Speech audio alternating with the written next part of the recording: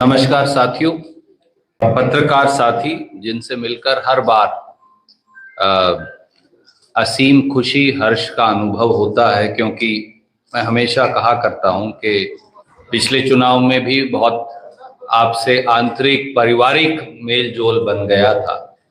और बिहार से जब भी आदमी आता है तो बिहार की धरती से कुछ ना कुछ ज्ञानवर्धन करके जाता है। मैं हमेशा ये कहता हूं, मैं तो किसान के घर में जन्म लिया तो मैं ज्ञान तो आपको नहीं दे सकता, पर समाज की जो वास्तविकता है उससे जुड़ा एक मुद्दा आपके समक्ष जरूर रखने आया हूं। और कुछ ऐसे तथ्य जिन्हें सुनकर आप भी चौंक जाएंगे, ऐसे तथ्य जो शायद इस देश को भी उनकी जानकारी ना हो।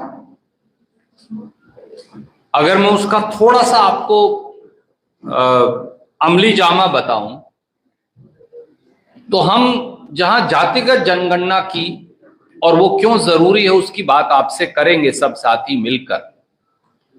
किस प्रकार से बीजेपी का डीएनए ही जातिगत जनगणना के विरोधी है, किस प्रकार से वर्षों तक श्रीमान नरेंद्र मोदी जी ने और बीजेपी ने सुप्रीम कोर्ट से लेकर सड़क तक गरीबों, दलितों, वंचितों, शोषितों, पिछड़ों को उनकी गिनती तक के अधिकार से वंचित किया।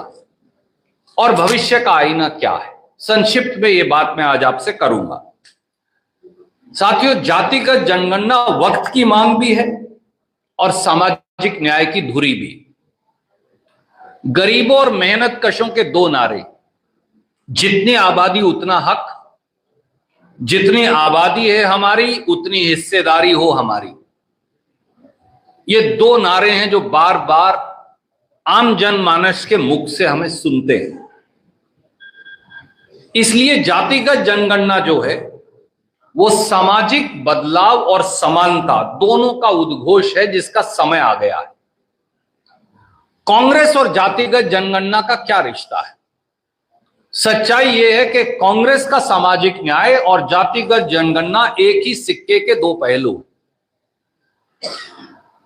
भारतीय राष्ट्रीय कांग्रेस की सामाजिक न्याय की सोच के केंद्र बिंदु में सदैव जातिगत जनगणना का भाव रहा है। और कांग्रेस की इसी सोच के चलते इस देश में आजादी के बाद पहली बार यूपीए कांग्रेस की सरकार ने 19 मई 2011 को देश में जातिगत जनगणना करवाने का निर्णय लिया। दो विभागों को जिम्मेवारी दी, डिपार्टमेंट ऑफ पॉवर्टी एलिविएशन और जो अर्बन डेवलपमेंट है, शहर और गांव की जातिगत जनगणना की। यह रिपोर्ट 3 जुलाई 2015 को, 19 मई 2011 को निर्णय हुआ, शुरुआत हो गई। 3 जुलाई 2015 को रिपोर्ट आ गई। परंतु एक षड्यंत्र के तहत प्रधानमंत्री मोदी और मोदी सरकार ने, और उसमें उनके सारे मित्र दल भी शामिल हैं जो यहां बड़ी बड़ी बातें करते हैं बिहार में, वो भी, उन्होंने एक षड्यंत्र के तहत जातिगत जनगणना की उस गिनती को, उन सब आंकड़ों को कूड़ेदान में डाल दिया। तब से आज तक अध्यक्ष जी कह रहे थे 2.5 वर्ष, अध्यक्ष जी मैं दुरुस्त करूंगा, ये 2011 में लड़ाई शुरू हुई, 25 में आ गए। ये लड़ाई 15 साल से चल रही है और 11 साल से श्री राहुल गांधी इसे एक मिशन बनाकर अपने जीवन का इस जातिगत जनगणना की लड़ाई और संघर्ष को लड़ रहे हैं। अब जातिगत जनगणना की विरोधी आरएसएस और भाजपा क्यों है, हम क्यों कहते हैं? क्या ये राजनीति है क्योंकि हम उनके विरोधी हैं, या इसमें कुछ सार्थक बात है, वास्तविकता है? क्योंकि आप तो इसका आकलन कर लेंगे, हम तो कुछ भी कहें। भाजपा और आरएसएस दोनों पहले दिन से जातिगत जनगणना के विरोधी हैं। क्यों? क्योंकि उनके डीएनए में दलित विरोध, आदिवासी विरोध, पिछड़ा विरोध, शोषित और गरीब विरोध है। इसलिए वो जातिगत जनगणना के विरोधी हैं। उन्होंने 2011 की जातिगत जनगणना की रिपोर्ट को खारिज कर कूड़ेदान में डाल ये साबित कर दिखाया। उन्होंने सार्वजनिक तौर से जातिगत जनगणना का विरोध किया, उन्होंने अदालत में जातिगत जनगणना का विरोध किया, और अब जब कुछ नहीं बचा तो लाचार होकर वो गरीबों, दलितों, वंचितों, शोषितों, पिछड़ों, आदिवासियों की ड्योढ़ी पर उनको झुकना पड़ा। ये सच्चाई है। इसका क्या सबूत है? पहला सबूत, आरएसएस का जातिगत जनगणना विरोध। 2 तारीख नोट कर लीजिए, 23 मई 2010 और 6 जून 2010। आरएसएस में नागपुर से भैयाजी जोशी, जो सह कार्यवाहक हैं, उन्होंने बाकायदा बयान जारी किया और यह कहा कि राष्ट्रीय स्वयंसेवक संघ जनगणना में जाति गिनने के विरुद्ध है। ये 2 तारीख इसलिए नोट करिए। तो मैं आपको भेज रहा हूं ये सारे कागजात, इसलिए ये वो बयान है जो उन्होंने जून 2010 में आरएसएस के मुखपत्र ऑर्गेनाइजर में छापा था। और कोई कहे कि भाई ऑर्गेनाइजर में ही छाप दिया तो कोई दिक्कत नहीं, इंडिया टुडे और वहां नागपुर के सब जो अखबार हैं उसमें भी छापा। मैं उन दोनों की प्रतिलिपि आपको भेज रहा हूं। तो ये तो है आरएसएस और जातिगत जनगणना की बात हो गई, इधर रख देता हूं। अब आ जाइए अगला पहलू, दूसरा। मोदी सरकार ने जातिगत जनगणना को 2011 में जो कांग्रेस ने करवाई उसको खारिज करने का षड्यंत्र किया। वो कैसे? वो रिपोर्ट 16 जुलाई 2015 को मोदी जी के मंत्रिमंडल में रखी गई। ये मैं मोदी जी के मंत्रिमंडल का कागज लाया हूं जो आपको भेज रहा हूं। उनकी बैठक की प्रोसीडिंग्स हैं जो उन्होंने रिलीज की। इसमें उन्होंने कहा कि जातिगत जनगणना जो कांग्रेस यूपीए ने करवाई थी उसकी रिपोर्ट आ गई है और यह रिपोर्ट मंत्रिमंडल के समक्ष रखी जाती है। अब इसका विश्लेषण करना अनिवार्य है, जातिगत विश्लेषण, कास्ट वाइज विश्लेषण। इसलिए मोदी जी ने कहा कि हमारा मंत्रिमंडल नीति आयोग के वाइस चेयरमैन अरविंद पानीग्रिया, ये लिखा हुआ है यहां, मैं कुछ अपनी तरफ से नहीं कहूंगा, उनकी अध्यक्षता में एक एक्सपर्ट ग्रुप हम बना रहे हैं और वो फिर इस रिपोर्ट को लागू कर देंगे। बहुत अच्छी बात है, हमने कहा तो अच्छा काम कर रहे हैं, इसमें क्या बुराई है। पर यह निर्णय है 16 जुलाई 2015 का। उसके बाद हम पूछते रहे भैया क्या हुआ, वो एक्सपर्ट ग्रुप कहां गया, तो कुछ मालूम नहीं चला। फिर वो पकड़े गए सबसे बड़े न्यायालय में, उच्चतम न्यायालय में, सुप्रीम कोर्ट में। उन्होंने शपथ पत्र देकर जो कहा वो बहुत चौंकाने वाला है।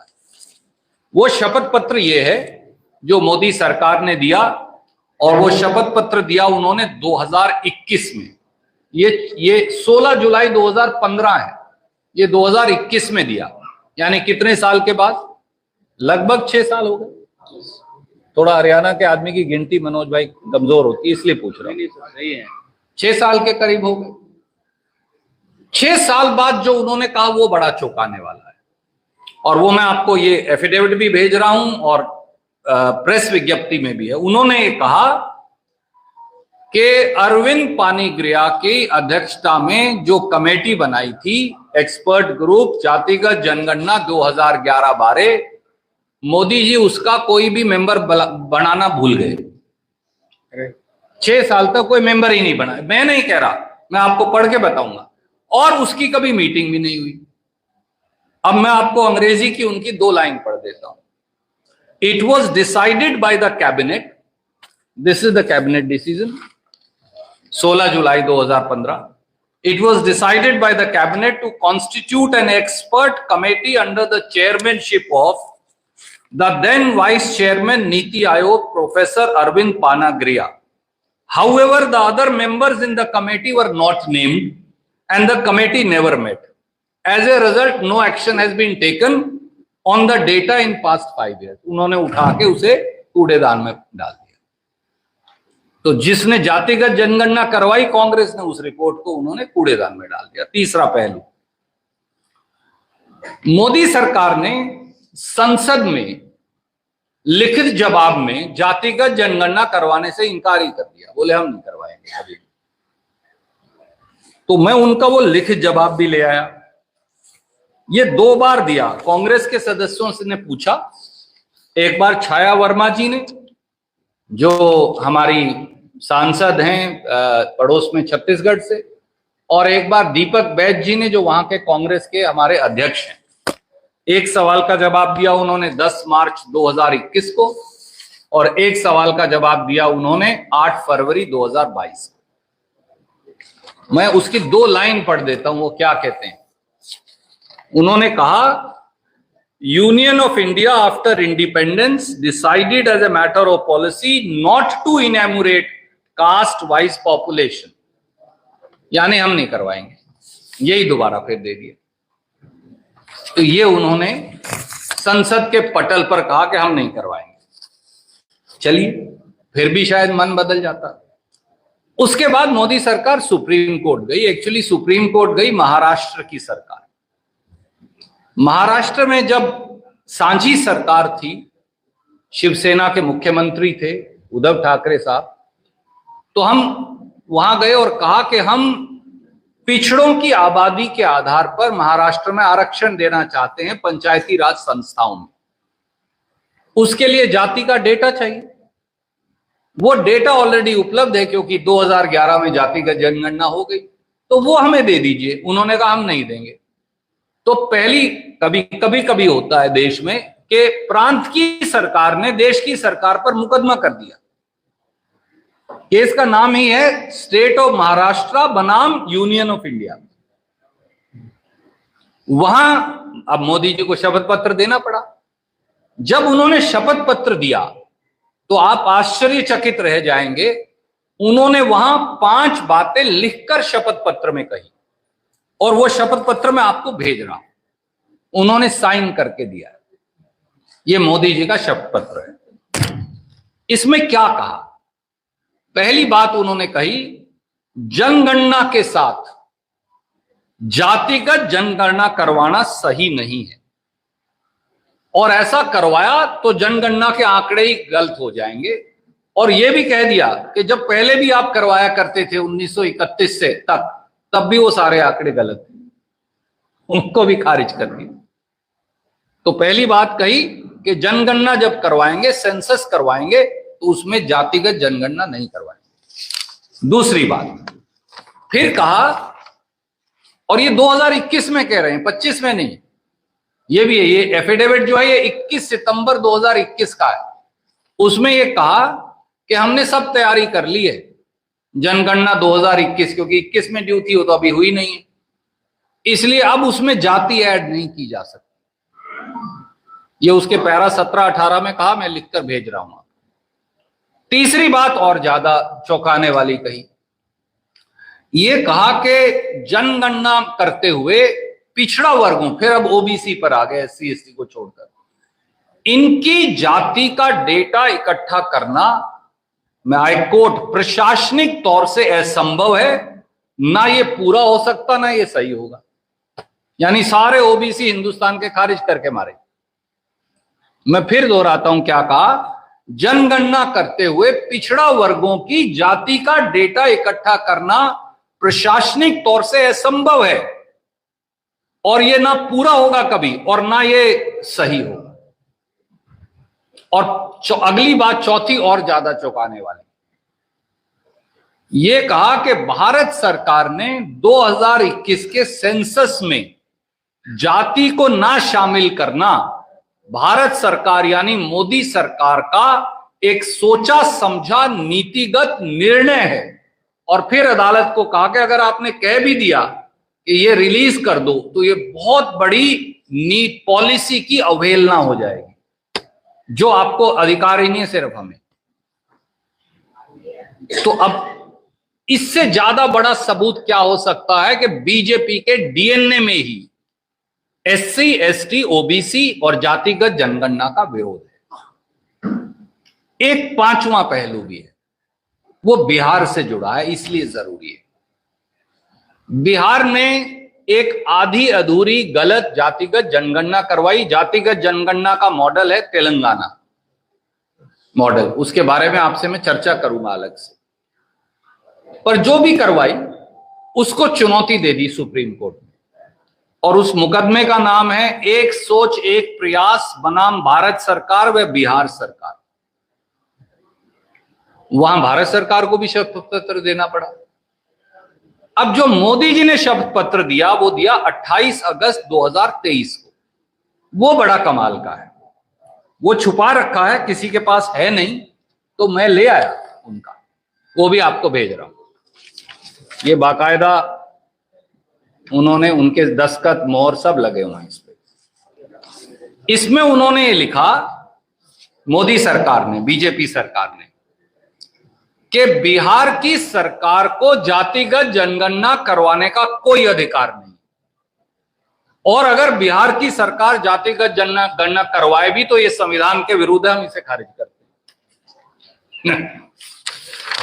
ये लिख दिया उन्होंने। अब जैसे ये दावा ये दायर हो गया सुप्रीम कोर्ट में तो हुहल्ला मच गया। जैसे ही हुहल्ला मचा तो 10 घंटे के बाद फिर उन्होंने ये वापस ले लिया, फिर ये दायर कर दिया।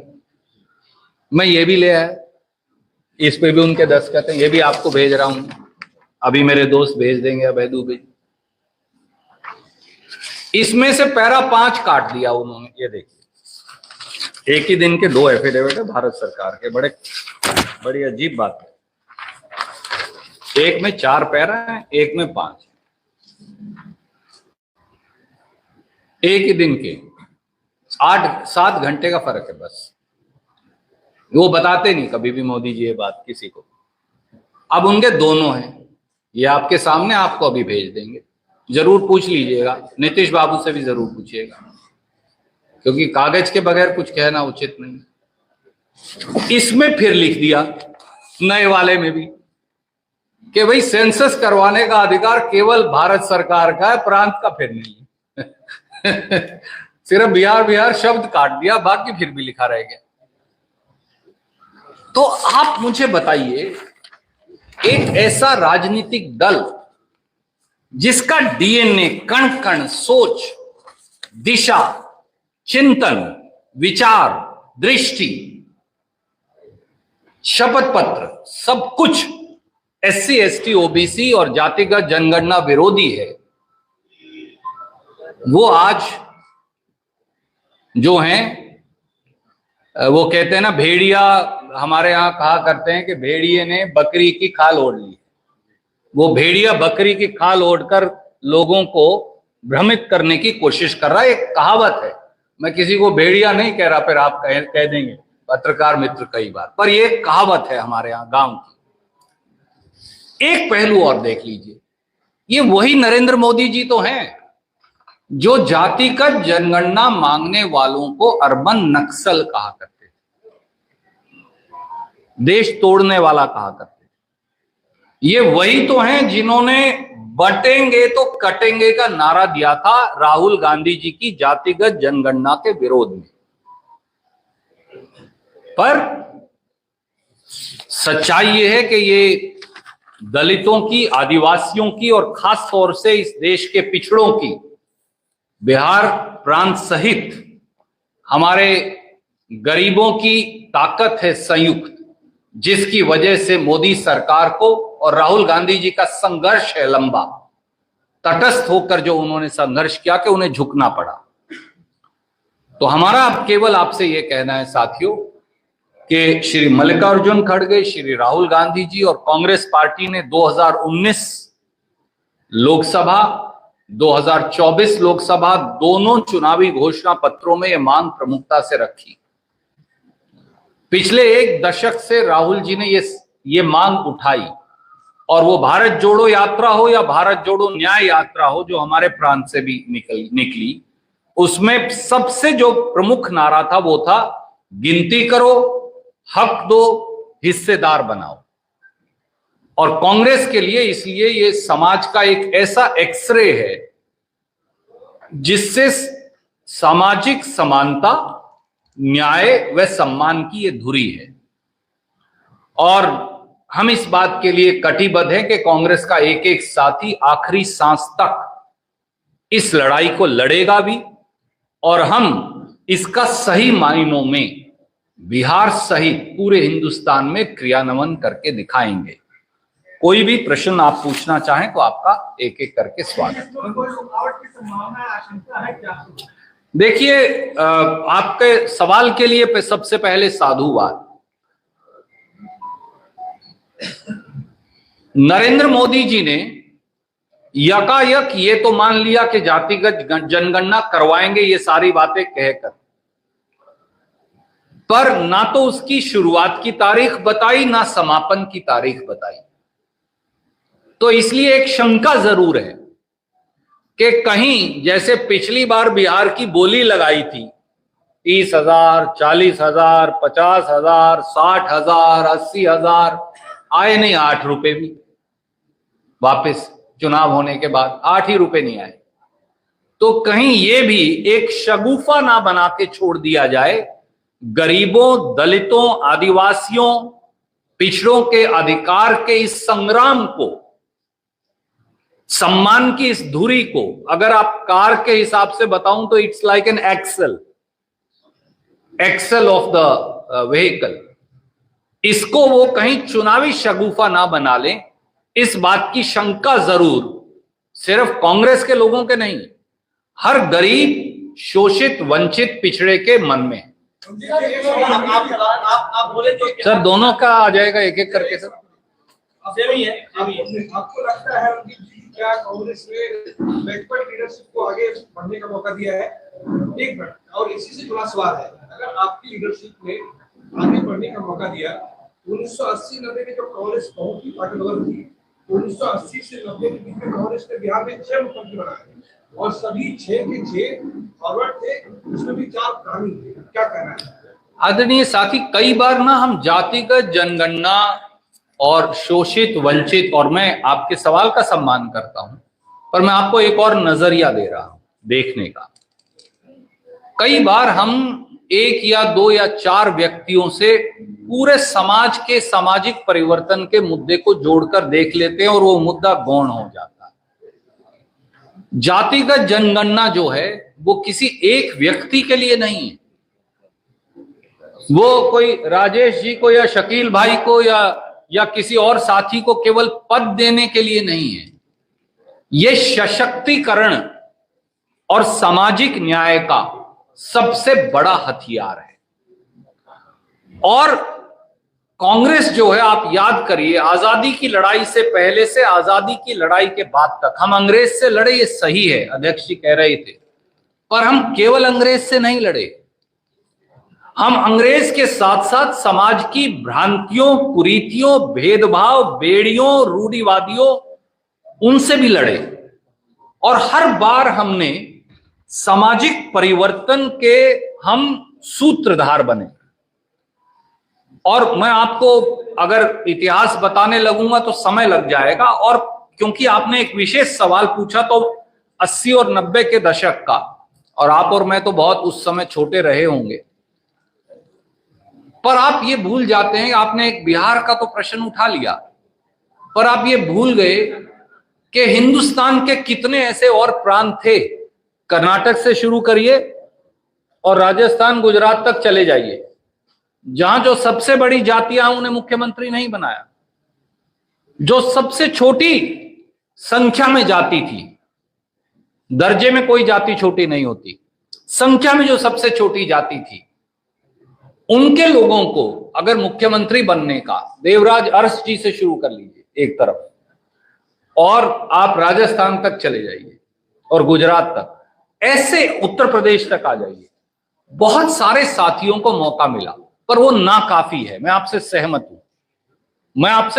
हूं, वो नाकाफी है, क्योंकि एक व्यक्ति को, आप पिछड़ा वर्ग से एक व्यक्ति उठाइए, उसे कुछ बना दीजिए, बाकी सारे समाज को खारिज कर दीजिए। दलित से एक व्यक्ति उठाइए, उसे कुछ बना दीजिए, बाकी सारा समाज वहीं रह गया, कोई फायदा नहीं। जातिगत जनगणना एक्सरे है। अगला कदम जितनी आबादी उतना हक के आधार पर उनको सामाजिक न्याय, संसाधनों और सरकार में उनको भी न्याय देना, हिस्सेदारी देने की कवायद है। Sir after him I will come back to you. उस वक्त लेकिन सरकार में तो आप ही थे ना, सरकार में तो आप कैसे कह रहे हैं जो गलती हुई है, डाटा गलत है, आधी अधूरी है। मैंने इसीलिए मैंने आपसे बिहार और तेलंगाना और कर्नाटक की जनगणना की व्यापक चर्चा यहाँ नहीं की। उसका कारण मैं आपको बताता हूं क्यों नहीं की। बहुत सोच समझ के नहीं की। कम से कम जातिगत जनगणना तो हुई। हो सकता आपको उस पर विश्वास हो सकता मुझे ना हो सकता आपको लगता वो विश्वसनीय है, हो सकता किसी गरीब को लगता वो विश्वसनीय नहीं। ऐसी अनेकों शिकायतें आई, कोई बात नहीं। मैं ये कह रहा हूं अब तो पूरे देश में जातिगत जनगणना होगी और कांग्रेस ने ये करवा रखी है 2011 में। बिहार से बहुत पहले करवा दी थी। अब वो पोस्टर लगाते जो घूम रहे उन भैयाओं को बताइए कि भैया हमने तो 19 मई 2011 को करवा दी थी और वो रिपोर्ट बीजेपी नहीं रिलीज कर रही। मेरा ये कहना है तू मैं के विवाद में कई बार जिन वर्गों के लिए हम राहुल गांधी जी, खड़गे साहब, कांग्रेस पार्टी काम करना चाहती है, राजेश राम, शकील अहमद, झा साहब, हम सब, कहीं वो विषय ना रह जाए। और वो विषय है कौन मन से, वचन से, कर्म से शोषितों, वंचितों, दलितों, आदिवासियों और पिछड़ों को अधिकार देने का पक्षधर है, कौन इसे चुनावी शगुफे के तौर पर इस्तेमाल कर शायद फिर इसे कूड़ेदान में डाल देने वाला है। मेरा काम है सजग पत्रकारों के सामने, जो हमारी अदालत है राजनीतिक लोगों की, इस पक्ष को सिर्फ रखना। वो मैंने रखा है और कागजों सहित रखा है इसे। हाँ सर, इनके बाद मैं आपके पास आ जाता हूँ। तो आप लोग उसके सपोर्ट में हैं। आजादी के बाद से आप इतना समय क्यों लगा दिए? जब एक्सरे कह रहे हैं आप कि समाज का एक्सरे है, तो आपने एक्सरे को कितना डेट क्यों लगाया? 2011 क्यों लगा दिया? आदरणीय साथी, हम पीछे मुड़ के देख सकते हैं। हम ये भी कह सकते हैं कि आप घर में भी जाएंगे तो आप कह सकते हैं कि मुझे अमुक चीज 6 महीने पहले खरीद लेनी चाहिए थी, या अमुक मुरम्मत घर में ये कर लेनी चाहिए थी। 5000 साल की विषमता इस देश में है, ये बात सब मानते हैं। अब आप पूछ सकते हैं कि 5000 साल पहले तुमने ये बात क्यों नहीं उठाई? तुम्हारे पूर्वज तो रहे होंगे। बात सही है आपकी, मैं आपकी बात फिर भी बड़ी करूंगा। यह आपने 1947 में, आप याद करिए, जब ये देश आजाद हुआ तो इस देश में एक इंसान दूसरे इंसान को छूता नहीं था। राजेश राम, रणदीप सिंह सुरजेवाला, शकील अहमद शायद झा साहब के साथ इकट्ठे नहीं बैठ सकते थे। ये वो देश था 5000 साल से। एक कुएं से पानी नहीं पी सकते थे। एक थाली में बैठकर जैसे आज हम खाना खा सकते हैं, नहीं खाना खा सकते थे। मंच पर बैठना तो असंभव था। कांग्रेस ने उसे तोड़ा और सामाजिक बदलाव ऐसे किया कि समाज में भी अव्यवस्था ना हो और क्रांति भी आ जाए। यही सबसे बड़ी बुद्धिमता है, गौतम बुद्ध जी ने भी कहा। तो इसलिए सामाजिक न्याय और बदलाव का समय समय पर फेज और पीरियड आता है और कांग्रेस उसके मुताबिक चल रही है। हो सकता है आपको ये लगे नहीं ये 70 के दशक में कर जाना चाहिए था, तो मैं कहूंगा शायद आप ठीक हैं और शायद हम 10 साल बाद किए या 15 साल बाद किए, पर मैं ये कह रहा हूं हम कर रहे हैं, हमने किया है। और दूसरी तरफ वो लोग हैं जो राजनीतिक बेईमानी से ग्रस्त हैं। हाँ। 2 सवाल है। पहला सवाल है कि क्या सर, एक तो हरियाणा के आदमी से 2 सवाल इकट्ठे नहीं पूछने चाहिए, वो भूल जाते हैं। क्या बीजेपी ने मास्टर स्ट्रोक खेल दिया कास्ट सेंसस का डिसीजन लेकर बिहार चुनाव से पहले, जिसका सीधा फायदा बीजेपी को मिल सकता है क्योंकि कास्ट पॉलिटिक्स बिहार में सबसे ज्यादा होती है? और दूसरा सवाल है पहलगाम जो हमला हुआ, सर पहले ये पहले आप दूसरा पूछ लेना ना। आपके सवाल में ही आपका जवाब है। बीजेपी के लिए जातिगत जनगणना राजनीति है, वोट की। हमारे लिए ये सामाजिक बदलाव न्याय, सम्मान, बराबरी का माध्यम है, यही अंतर है। वो राजनीति करेंगे, वो राजनीति करेंगे, और जब आप जिंदगी के बदलाव के मुद्दे पर राजनीति करते हैं तो आप कभी उस मुद्दे को लागू नहीं कर पाते। ये आपका विश्वसनीयता और विश्वास का तरीका होना चाहिए, जो राहुल गांधी जी, खड़गे साहब और कांग्रेस का है। हम में और उनमें यही अंतर है। सर, मेरा सवाल ये है कि बीजेपी और उनके सहयोगी कांग्रेस पर ये आरोप लगाते रहे हैं कि मंडल कमीशन का रिपोर्ट आपने कोल्ड स्टोरेज में रखा। जब एक कांग्रेसी डीपी सिंह कांग्रेस से हट के प्रधानमंत्री बने तो उन्होंने मंडल कमीशन के रिपोर्ट को लागू किया, लेकिन बीजेपी तत्कालीन उस समय जो सपोर्ट कर रही थी वो मंडल को न्यूट्रलाइज करने के लिए कमांडर ले आए थे उस जमाने में। तो आप भी तो ओबीसी का जो अभी आप बात कर रहे हैं कि हम पन्नर है, जाति जनगणना के सर्जर है, तो उस समय में आपका जो झुकाव था ओबीसी के लिए नहीं था, तो क्या परिस्थिति बदलने के बाद आपके मुद्दों में परिवर्तन है? सबसे पहले तो सवाल के लिए धन्यवाद, क्योंकि मैं सोचता था मैं ये बात कहूंगा तो समय ना लग जाए, पर आपने पूछ लिया तो अब मुझे मौका मिल गया।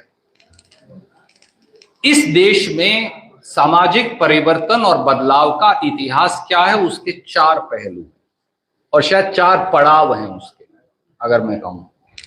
पहला, 26 जनवरी 1950, जब कांग्रेस पार्टी और बाबा साहब अंबेडकर मिलकर देश का संविधान लाए, जिस संविधान में दलितों, आदिवासियों और पिछड़ों के आरक्षण का अधिकार हुआ, दलितों और आदिवासियों को आरक्षण दिया गया।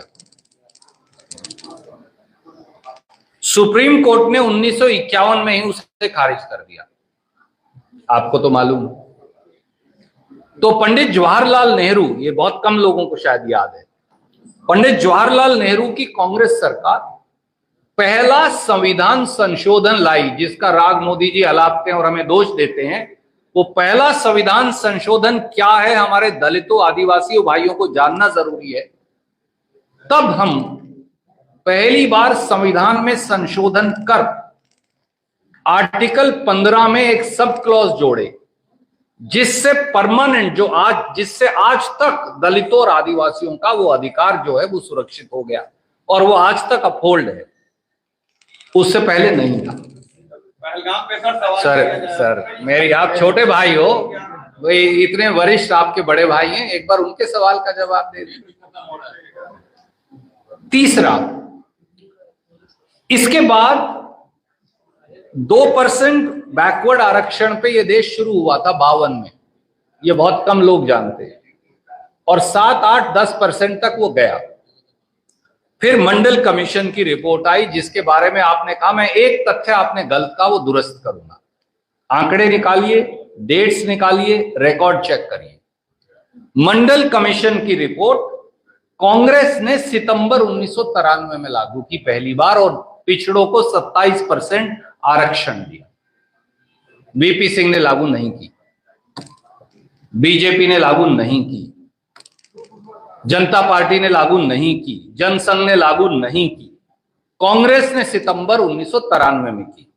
उसके बाद 2006 में एक बार फिर डॉक्टर मनमोहन सिंह और सोनिया गांधी जी ने संविधान में फिर संशोधन किया, और फिर 15/4 को जोड़ा, जिसमें SC, ST, OBC को निजी शिक्षण संस्थानों और सरकारी शिक्षण संस्थानों में शिक्षा में आरक्षण दिया, जिसके लिए आज भी हम लड़ाई लड़ रहे हैं। वो पूरी तरह से लागू नहीं हो पाया, पर हमने दिया। और उसके बाद हमने हिंदू कोड बिल अमेंड करके महिलाओं को, लड़कियों को, बेटियों को भी पैतृक संपत्ति में अधिकार दिया। तो जितनी बार सामाजिक बदलाव हुआ है मेरे मित्र, हमेशा कांग्रेस की सरकार रही है, समेत पिछड़ों के 27% आरक्षण। अब उस नौजवान वो विचलित थे, नाराज, हाँ पूछ लीजिए जी। आप लोगों ने कमिटमेंट दिखाया सरकार के साथ खड़ा रहने का, नेताओं का बयान किया है, लेकिन कुछ बयान ऐसे आए हैं जैसे चन्नी साहब का बयान, विजय राय का बयान, का बयान, इन बयानों को क्या समझा जाए, क्योंकि ये पाकिस्तान में भी बहुत वायरल हो रहे हैं। मैं आपसे एक अनुरोध करूं, मैं आपके सवाल पूछिए, उसका मेरे पास जवाब है, मैं दे भी देता हूं। मैं एक सामाजिक बदलाव के विषय को लेकर आपके बीच में प्रस्तुत हूं, जो बिहार सहित पूरे देश के लिए प्रासंगिक है। बहुत लंबा जवाब देने से मेरा वो डीरेल हो जाएगा। थोड़ा बहुत कम्युनिकेशन मैं भी समझता हूं, आपकी तरह तो नहीं, पर थोड़ा थोड़ा समझता हूं। मैं आपको सिर्फ ये कहूंगा, कांग्रेस कार्य समिति ने एक बार नहीं 2 बार बैठक करके स्पष्ट तौर से ये कहा है, आतंकवाद का सर कुचला जाना चाहिए। आतंकवाद पोषक पाकिस्तान को जबरदस्त जवाब देना चाहिए और हर वो व्यक्ति जो इस हमले से जुड़ा है, हमारे निहत्थे निर्दोष लोगों की हत्या से जुड़ा है, उसको ऐसी सजा देना चाहिए कि सजा भी कांप जाए। मुझे लगता है उसके बाद कोई वाद विवाद का प्रश्न रहता नहीं, और सरकार जो करेगी हम उनके समर्थन में हैं। परंतु जहां जहां चूक हुई है, देखिए कई एजेंसीज हैं गवर्नमेंट ऑफ इंडिया में, मैं आपको गिनाऊं, इंटेलिजेंस ब्यूरो है, पुलिस, स्टेट पुलिस है, रिसर्च एंड एनालिसिस विंग है जिसे RAW कहते हैं, नेट ग्रिड है, नेशनल टेक्निकल रिसर्च ऑर्गेनाइजेशन है, DAC है जो डिफेंस की कमेटी है, in defence DIC defence intelligence committee है DIC, और 3-4 और हैं, मैं शायद सबके नाम भी नहीं याद। और इंटेलिजेंस इनपुट, क्यों इंटेलिजेंस फेलियर हो गया, कौन जिम्मेवार है? क्योंकि वहां तो अमित शाह जी का शासन है, सब कुछ उनके नीचे है। वो तो प्रांत भी नहीं है, वो तो यूनियन टेरिटरी है, केंद्रीय शासित प्रदेश है, और पहलगांव में 3 टियर सिक्योरिटी है। तो आपको ये मालूम क्यों नहीं चला, जब बिहार को पता था, कर्नाटक के टूरिस्ट चलाने व बस चलाने वाले को पता था, गुजरात वालों को पता था, हरियाणा पंजाब वालों को पता था, अमित शाह जी को क्यों नहीं पता चला कि 4 किलोमीटर ऊपर वो खुल गया है, सिक्योरिटी लगानी चाहिए? तो कुछ अंतर मंथन सरकार को भी करना चाहिए, ताकि भविष्य में हर बार जब हमला होता वो बोल देते हम सोचेंगे, तो भैया आप सोच लो, ताकि हम पाकिस्तान को जबरदस्त जवाब दे सकें। धन्यवाद, थैंक यू।